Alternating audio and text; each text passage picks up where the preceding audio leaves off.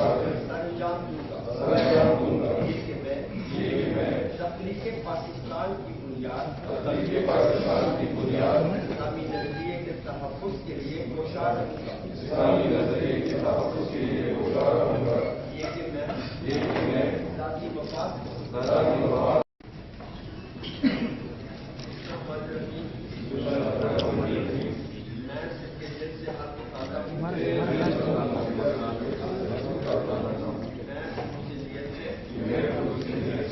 پاکستان کا حامی اور وفادار رہوں گا یہ کہ بحیثیت وزیر خیبر پختونخوا صوبہ